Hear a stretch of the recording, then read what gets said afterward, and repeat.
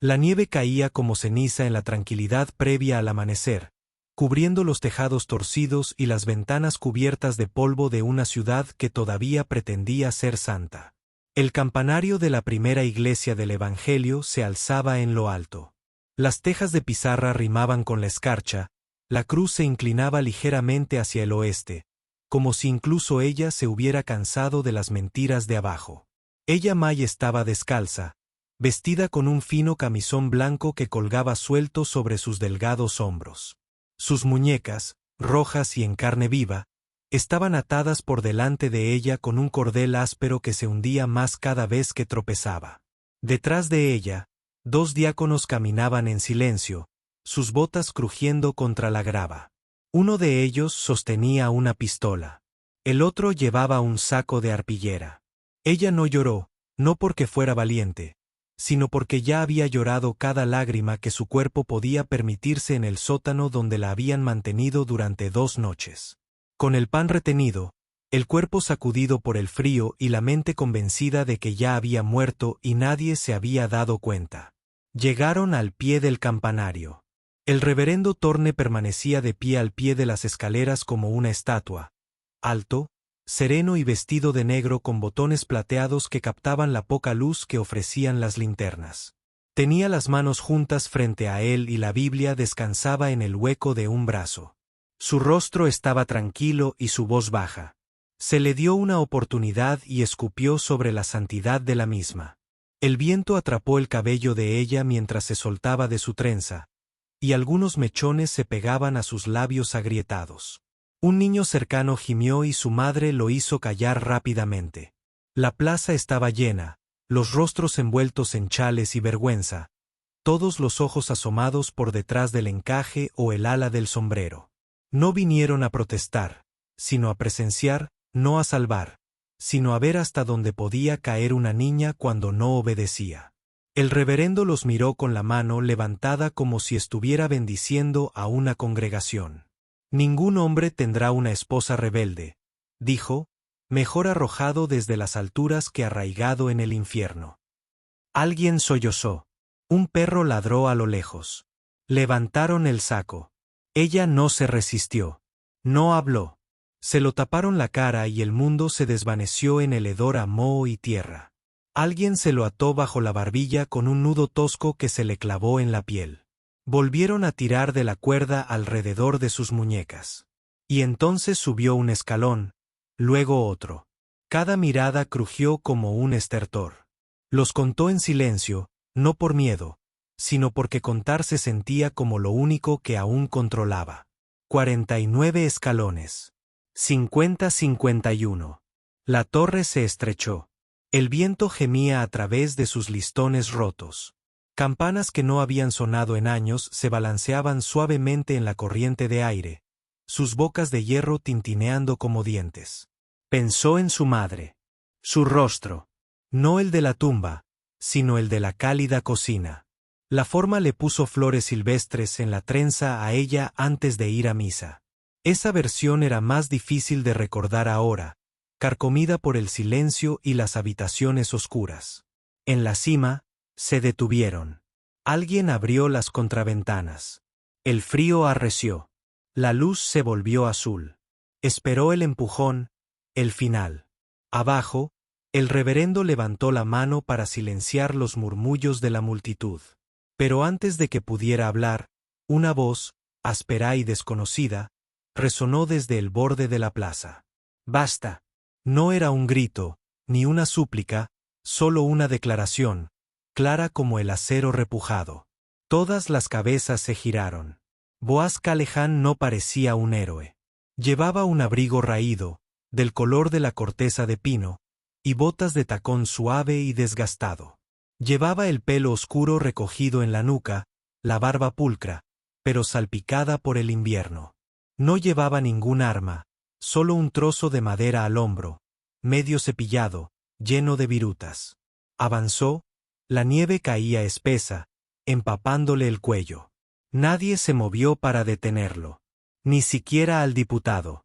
«Si vuelves a tocar a esa chica», dijo, «y responderás ante algo más que tu predicador». El reverendo entrecerró los ojos. Esta es la casa de Dios. No eres bienvenido aquí. Las botas de Boaz resonaron sobre los tablones helados al pasar junto a las puertas de la iglesia. Entonces, que Dios diga algo rápido.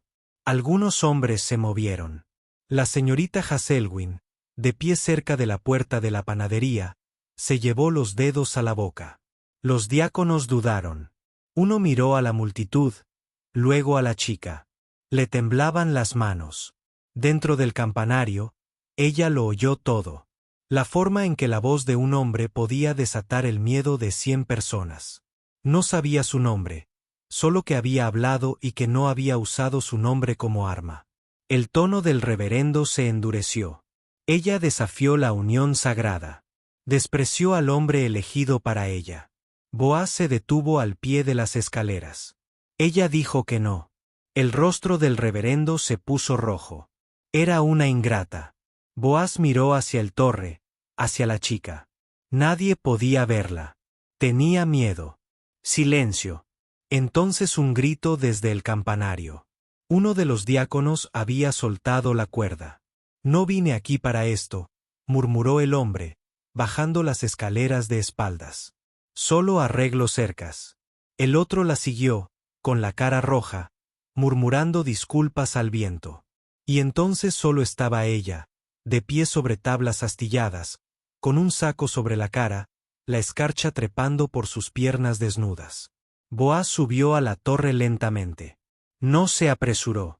Cada paso sonaba como un trueno en el silencio. Ella sintió su mano en el hombro. Ella Mai, dijo en voz baja. Voy a desatarte ahora. No eres propiedad y no estás sola. Ella no emitió ningún sonido.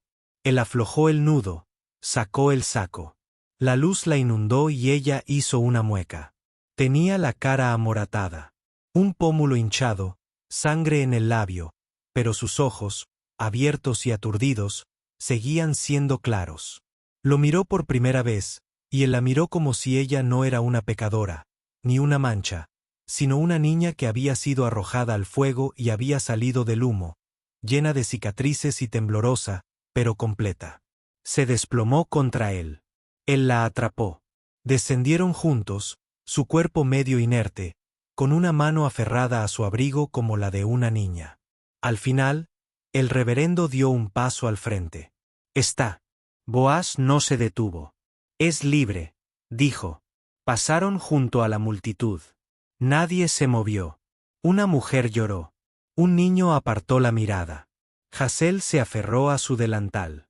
El viento arreció. La llevó colina abajo hacia las afueras del pueblo, donde las cabañas escaseaban y los árboles volvían a crecer. Nadie la siguió. La puerta se abrió con un crujido. La dejó cerca de la estufa y la envolvió en una colcha. No habló, solo colocó una taza de hojalata a su lado, con agua tibia y miel. Ella no la tocó. Se quedó mirando las llamas. Su respiración era irregular. Él no preguntó nada. No se había ganado más preguntas. Afuera, el viento aullaba. Más fuerte. La nieve se espesó. El reverendo estaba solo en el cementerio, su túnica ondeando como una tela rasgada, su autoridad resquebrajada a la vista de todos. En la cabaña, Boaz estaba sentado en el suelo junto a la chimenea, sin mirarla, solo cerca. Y tras un largo silencio, su voz llegó como papel quemado. ¿Por qué has venido? Miró el fuego. Porque alguien tenía que hacerlo. Ella se giró hacia él lentamente. El saco yacía a sus pies, y aunque sus muñecas aún sangraban y la vergüenza aún le escocía como sal en la piel, se agachó, recogió el saco con ambas manos y lo dobló, no para guardarlo, sino para enterrarlo. Entonces miró al hombre que había entrado en un cuadrado de fuego por una chica que nadie reclamaba, y susurró, «Ahora recuerdo tu nombre». La nieve no se había derretido por la mañana, y los árboles detrás de la cabaña de Boaz estaban cubiertos de escarcha como un encaje blanco dejado demasiado tiempo. Los cuervos se movían entre los pinos, bajos y vigilantes, como si incluso ellos sintieran la tensión bajo el cielo. Dentro, el fuego se había apagado. Un resplandor susurrante, y la chica que había cargado la noche anterior no se había movido de la silla junto a él. Boaz no habló. Nunca lo hacía a menos que las palabras necesitaran ser grabadas, no dispersas.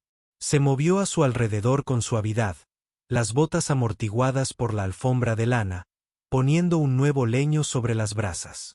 La tetera en el gancho sobre la chimenea humeaba lenta y constantemente, llenando la habitación con el aroma a madera de pino y calor. La chica estaba sentada con las rodillas encogidas, la colcha apretada sobre los hombros, su rostro aún morado donde había aterrizado el anillo del reverendo. Miraba al vacío. Tenía las manos entrelazadas en el regazo como si le hubieran enseñado a rezar, pero hubiera olvidado como hacía mucho tiempo. Boaz volvió a verter agua en la taza de hojalata y la colocó cerca de ella, sin preguntar, sin mirar. Salió entonces en silencio, para que la puerta no crujiera. El viento era seco y le atravesaba la camisa, pero prefería el frío. Le recordó que aún tenía nervios de acero. El pueblo ya estaba en movimiento. Podía oír el martilleo de los carteles que se colocaban. De nuevo, la orden de Dios, los llamó el reverendo, clavada en cada puerta de establo y poste de la cerca. Llamaron a ella la rebelde, impenitente, una amenaza para la moral del municipio. No era justicia lo que querían. Era corrección, pública, castigadora, definitiva. Dio de comer a su mula y revisó las bisagras de la puerta. Luego cogió su sierra y empezó a cortar tablones para un banco nuevo, aunque en realidad no lo necesitaba. El sonido fue una bomba, el áspero ritmo de la hoja cortando la madera. Familiar, honesto. Pasaron las horas. Cuando volvió a entrar, ella seguía en el mismo sitio, pero sus ojos habían seguido la luz que se movía por la habitación. No estaba rota, solo silenciosa, como alguien que camina sobre hielo demasiado delgado para respirar. Se quitó los guantes y los dejó cerca de la puerta. Su voz lo sobresaltó. ¿Qué perdiste? Se giró. Sus ojos se encontraron con los suyos, ahora más claros.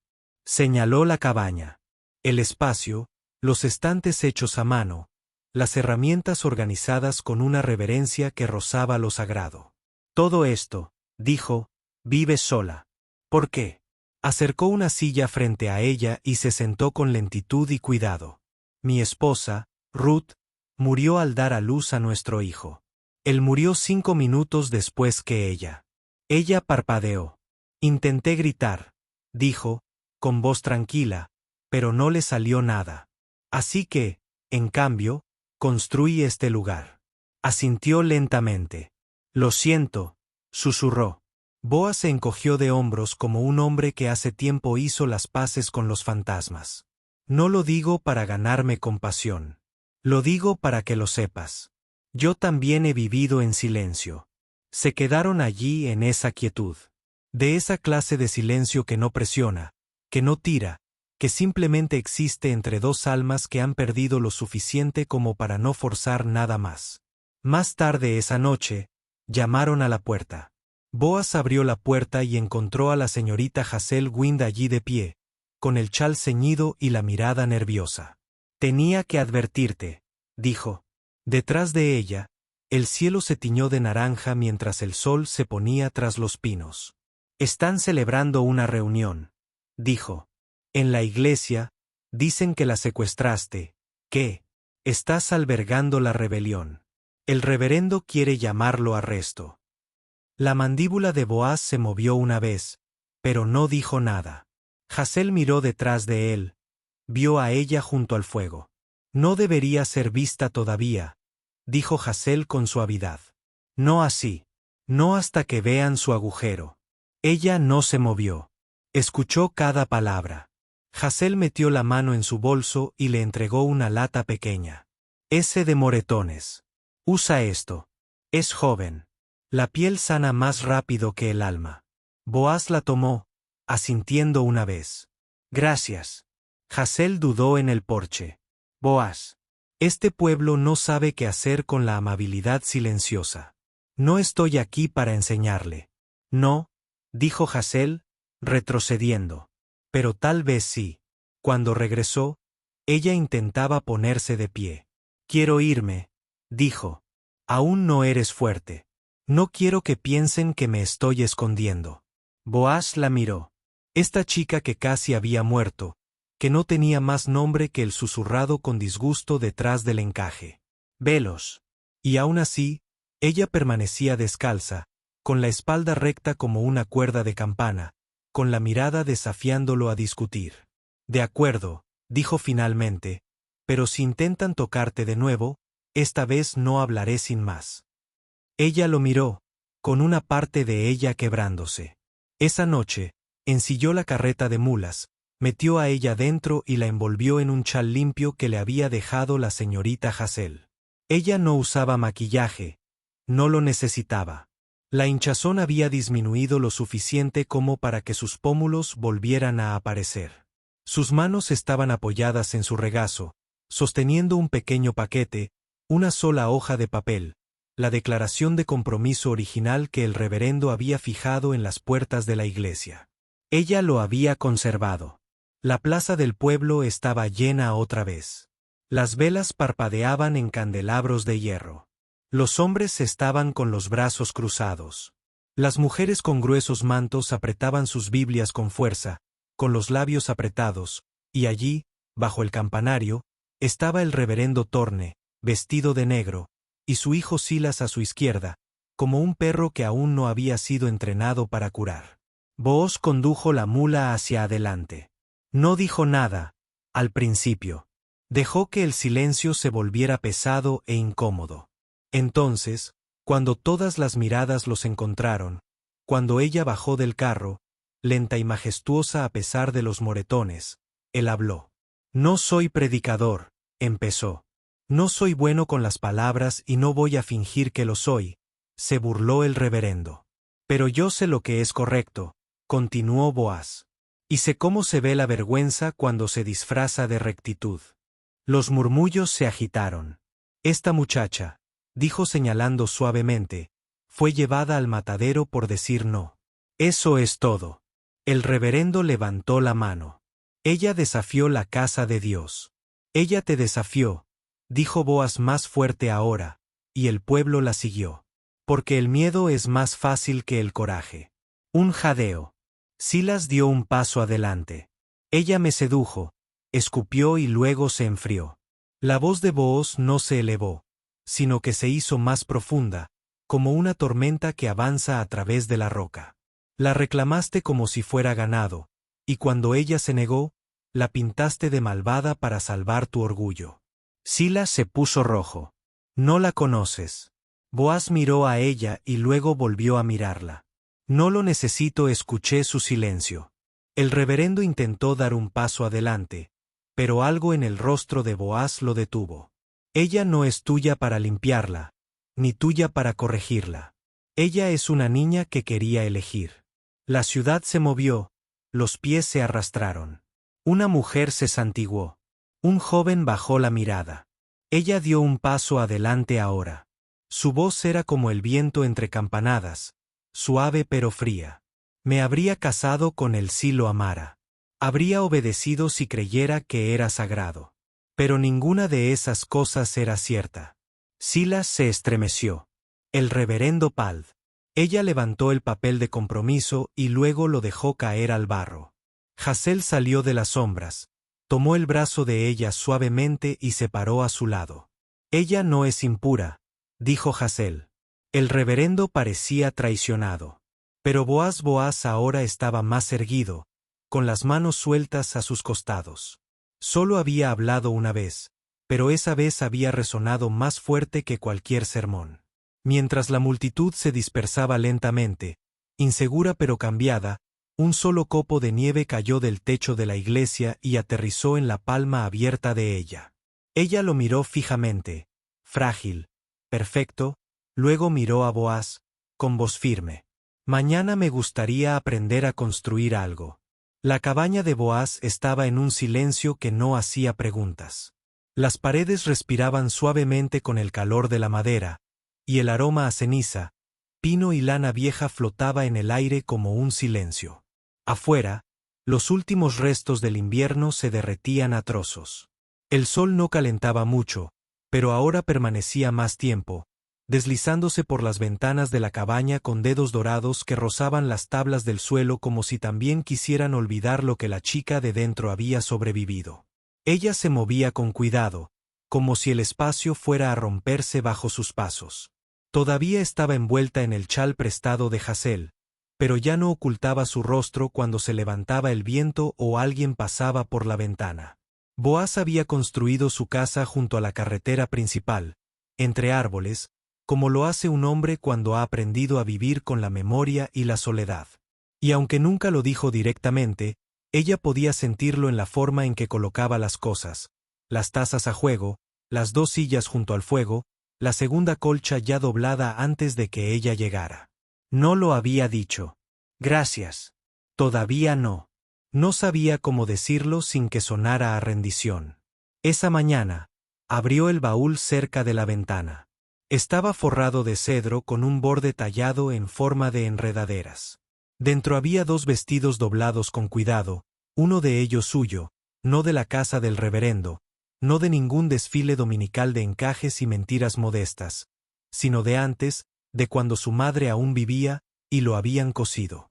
Calicó azul, desteñido ahora, el dobladillo roto. Lo sostuvo en sus manos como si fuera a disolverse. Había una aguja e hilo en el cajón. Se sentó junto a la ventana y comenzó a coser, con los dedos entumecidos por el frío pero firmes. Cada puntada se sentía como reclamar algo. Boaz regresó cerca del mediodía, con los brazos llenos de leña y las manos rojas por el viento. Se detuvo al verla, la luz del sol detrás de ella, el vestido azul sobre su regazo, el hilo tenso entre sus dedos. Lo recordé, dijo en voz baja, sin levantar la vista. No pensé que lo haría, pero las manos lo saben. Él asintió. No dijo nada. Dejó la leña. Cuando terminó, se levantó y sostuvo el vestido contra sí misma, midiendo cómo le quedaba. Más suelto, más pequeño en el hombro. Lo miró, casi avergonzada. Me lo pondré mañana. Él esbozó una leve sonrisa, de esas que no rozaban su boca, pero suavizaban su ceño. Esa noche horneó galletas. No se le daban bien. Se quemaban por abajo y se desmoronaban con demasiada facilidad. Pero Boaz se las comió todas, y cuando ella le ofreció otra, él asintió sin decir palabra, y ella vio cómo la comisura de su labio se levantaba. Pasaron unos días así, tranquilos y espaciosos. Barrió el suelo, lavó los platos, se sentó de espaldas a la puerta y con la mirada hacia la luz. Boaz fue al pueblo una vez. Regresó con clavos y un libro de salmos con las páginas rotas. No habló de la reunión en la plaza. Ella tampoco, pero el silencio entre ellos empezó a sentirse como un refugio, no como una vergüenza. Una mañana, le preguntó si podía ayudarle con su trabajo.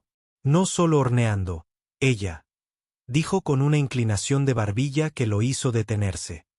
Construyendo. La llevó al cobertizo trasero donde guardaba restos de madera y herramientas alineados como oraciones a lo largo de la pared. Le entregó un cepillo pequeño y le enseñó a alisar los bordes de una tabla sin tratar. Deja que la beta te diga dónde quiere ir, murmuró. Ella lo intentó. Sus primeros trazos fueron torpes, desiguales, pero él no la corrigió. La observó, luego dio un paso atrás, confiando en que ella lo descifraría. Más tarde, se sentaron en el porche mientras anochecía. Tenía serrín en el pelo. Tenía las palmas ligeramente ampolladas, pero su expresión era más brillante que en semanas. Sostuvo la tabla lisa en su regazo como si fuera una prueba. Creen que estoy arruinada, dijo. Boaz la miró. La luz del fuego del interior de la cabaña la hacía parecer mayor, y de alguna manera, más suave. No lo soy, dijo simplemente. Ella no respondió, simplemente apartó la mirada. Al día siguiente, Hazel llegó de nuevo. Su rostro estaba contraído por la preocupación, los labios fruncidos como si guardara secretos. Preferiría no saberlo. Están hablando otra vez, dijo, dejando una cesta de mermelada. Esta vez dicen que te ha corrompido, que los dos viven en pecado. Ella se sonrojó, apretando las manos en su delantal. Boaz no se inmutó. Hazael le tocó la muñeca. Cariño, no se trata de ti. Nunca lo fue. Simplemente dijiste que no cuando no debías hacerlo. No sabía que eso era un delito. Hazael dio una sonrisa seca. Por aquí es peor que robar caballos. Ella se rió, repentina y agudamente, y se sorprendió a sí misma. Hazael se fue poco después, pero sus palabras permanecieron. Esa noche, ella estaba frente al espejo sosteniendo nuevamente el vestido azul. Se quitó el chal, se cepilló el pelo y se puso la tela de percal. Ahora encaja de forma diferente. No perfecto, pero suficiente. El dobladillo que había reparado con sus propios dedos ya no se veía. Y por primera vez desde que la habían llevado a la torre, no se sintió como la historia de otra persona. Ella salió a la sala principal. Booz levantó la vista de la madera que estaba tallando. Sus ojos se quedaron fijos en ella. Él no sonrió. Él no elogió. Él acaba de verla. Y de alguna manera eso fue suficiente. Quiero ir a la ciudad, dijo ella mientras caminaba. ¿Seguro? No, admitió ella. Pero quiero, asintió. A la mañana siguiente, caminaron uno al lado del otro hacia la ciudad. Sin carro, no hay escondite. Ella mantuvo la cabeza en alto y el vestido se balanceó suavemente alrededor de sus rodillas. La gente se quedó mirando. Algunos cruzaron la calle, otros se quedaron congelados, pero nadie habló hasta que la señorita Hazael, barriendo su porche, levantó la vista y dijo: «Vaya, no es un vestido precioso». Ella sonrió. «Yo mismo cosí el dobladillo». Hazael le guiñó un ojo. «Sabía que lo harías». Caminaron hasta la tienda. Ella recogió harina y sal. Pagó con las monedas que Booz le entregó. Ella no se inmutó cuando el comerciante se burló. Ella no bajó la mirada cuando pasó por la puerta del reverendo.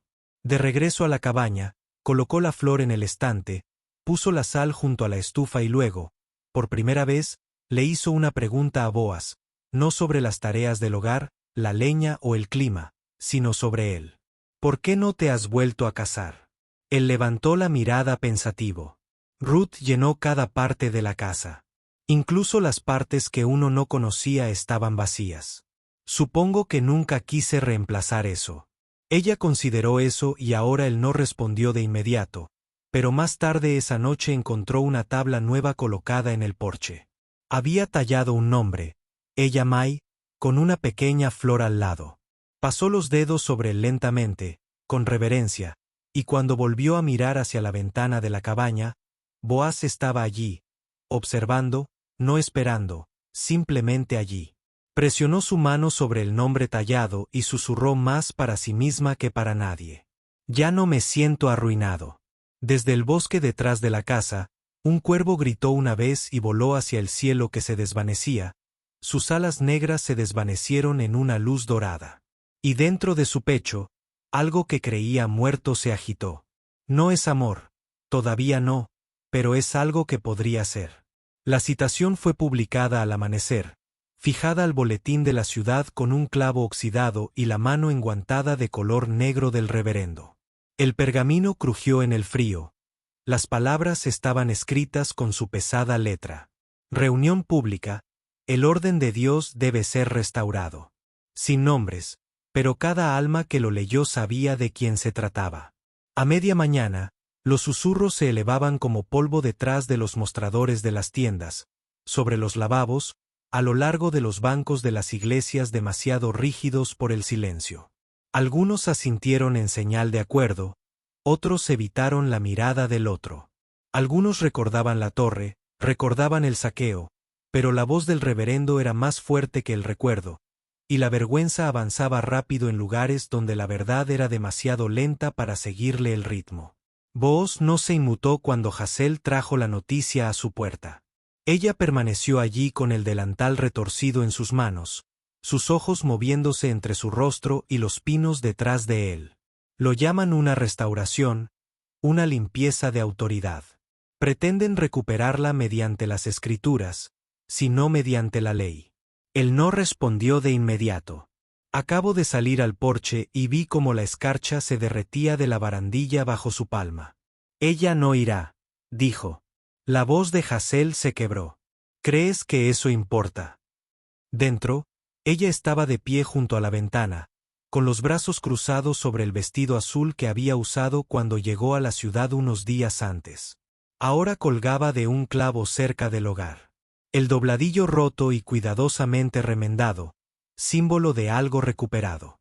Pero los símbolos significaban poco para los hombres que todavía medían la santidad por la obediencia. Ella no habló hasta que Hazael se fue. Entonces se volvió hacia Booz, con el rostro pálido, pero dijo: quiero estar a tu lado. Si van a hablar de mí, quiero que me vean. Booz dudó y luego asintió. No les debemos nada, dijo. Lo sé, dijo ella, pero necesito mirarlos a los ojos, incluso si nunca me devuelven la mirada. La reunión se celebró en el cementerio, bajo el tejado inclinado, donde todavía había nieve en las grietas.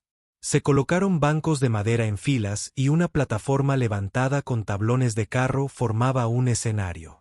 El reverendo estaba de pie sobre todos ellos con su cuello alto, y su hijo Silas a su lado tenía una venda en la mandíbula, una vieja herida de una pelea en un granero, pero conveniente para el dramatismo.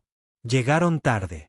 Booz caminaba con paso firme, con el abrigo abotonado y el cuello subido para protegerse del frío.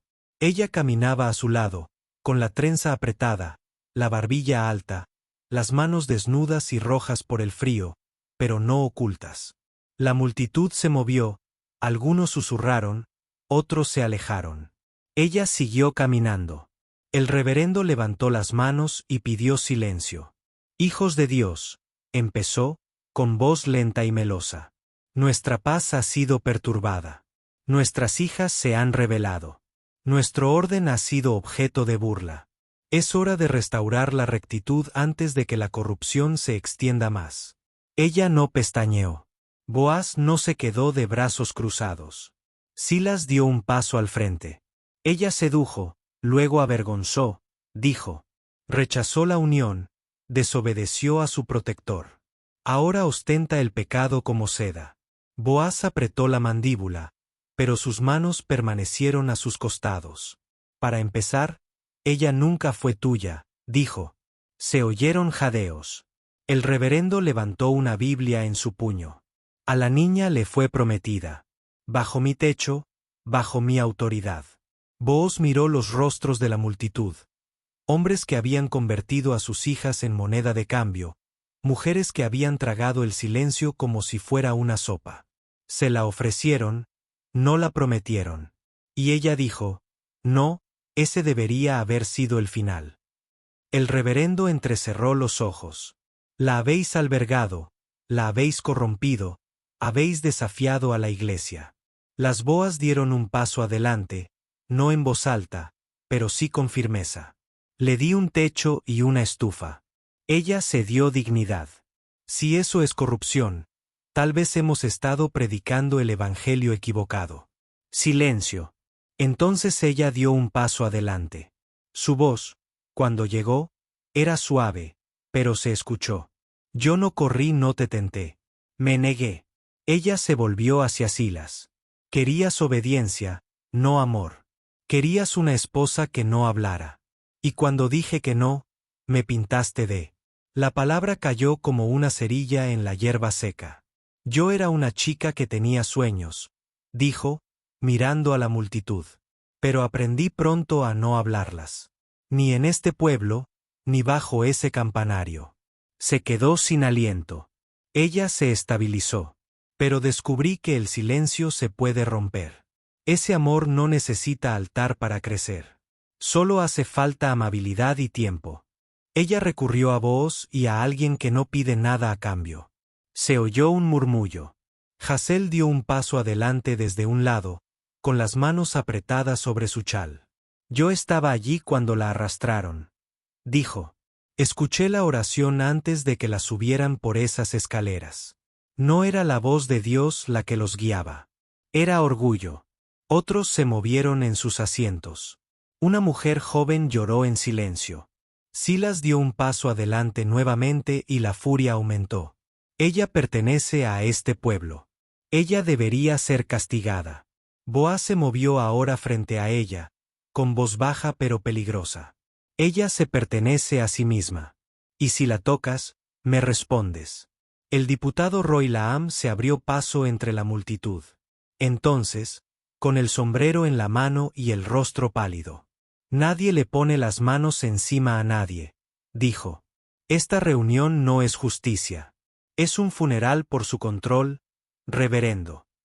La voz del reverendo se volvió fría. Esto no ha terminado.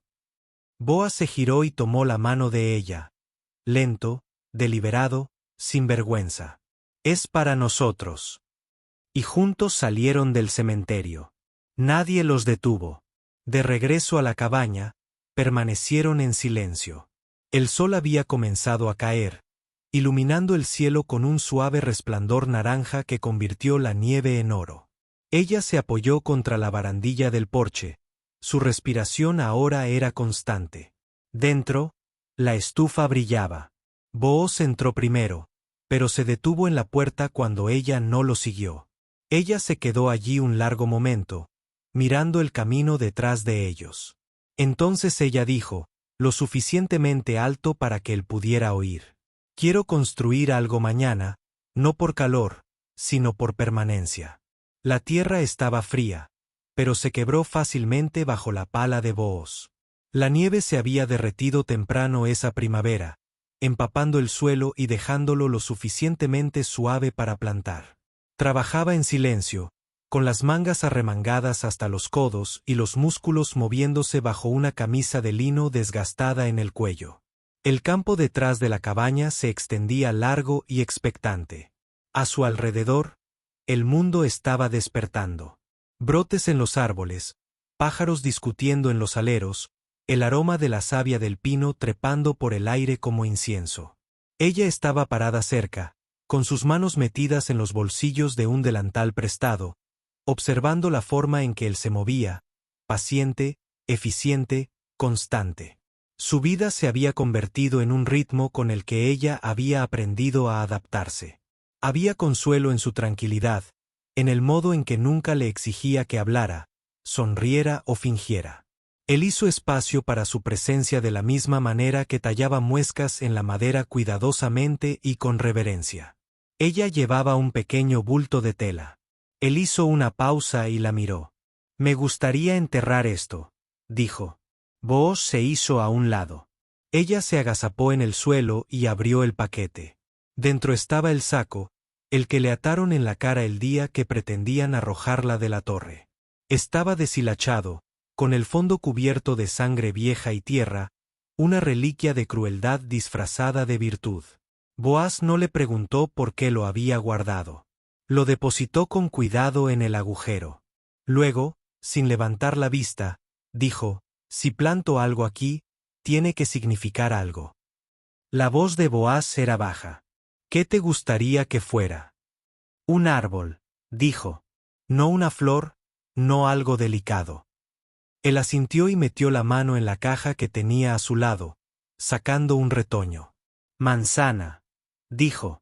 La robustez crece incluso cuando el tiempo se vuelve rencoroso. Lo colocaron juntos, cepillando la tierra con las manos, con las raíces firmemente asentidas. Ella presionó la palma de la mano contra la tierra y exhaló lentamente como si exhalara.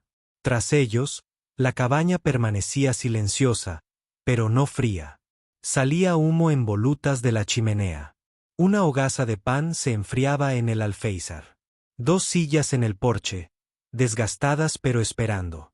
Más tarde, se sentaron uno junto al otro en esas sillas, observando la luz extenderse por el campo. Boa bebió café de la taza de hojalata que había remendado con alambre y cuidado. Estaba descalza, con el pelo suelto, los ojos suaves con algo tácito. Él la miró. ¿Has estado pensando algo? Ella sonrió levemente. Siempre lo sabes. Él esperó. Ella lo miró de frente ahora, la luz la iluminaba de perfil, las mejillas aún ligeramente marcadas por donde el anillo del reverendo había rasgado la piel, los ojos más claros que el agua de manantial. «Quiero casarme contigo», dijo. Boaz no habló. «Sé que nunca lo pedirías», continuó. «No porque no quieras, sino porque crees que pedirlo lo convierte en una deuda». Se puso de pie y se acercó a la barandilla del porche donde el viento le azotó el dobladillo. «Pero no lo sería. No contigo». Se levantó lentamente. «Taza a un lado. Te daría mi nombre», dijo en voz baja. «Pero no cambiaría quién eres». «No quiero ser cambiada», dijo ella. «Quiero ser elegida». Boaz dio un paso al frente. «Entonces sí». Ella lo miró. Una ráfaga de viento esparció agujas de pino por el porche como confeti. «No quiero una iglesia», dijo ella. «No quiero una multitud. Quiero a Hazael». Boaz sonrió. «Ya te tejió un chal con tus iniciales». Ella parpadeó. ¿Ella qué? Lleva más tiempo lista que nosotros. Se casaron bajo el manzano 3 días después. Hazael se interpuso entre ellos, con las manos temblorosas mientras sostenía un libro encuadernado en cuero más antiguo que ella. El pueblo no estaba invitado. Solo Roy llegó de pie en la distancia con el sombrero en la mano, asintiendo solemnemente como un hombre que finalmente presencia la justicia en lugar de hacer cumplir la ley. Ella llevaba el vestido de percal azul con el dobladillo remendado. Esa mañana cosió una sola línea de hilo rojo en la cintura solo para ella. Boaz llevaba su mejor camisa, que parecía igual a la peor, salvo por la ausencia de aserrín. No pronunciaron votos en voz alta. Hazael los pronunció por «prometes construir, no destruir», «llevar el silencio con amabilidad y las palabras con cariño», «mantenerte firme incluso cuando el viento arrecie». Boaz asintió. Ella respondió: «Ya lo he hecho». No se besaron de inmediato.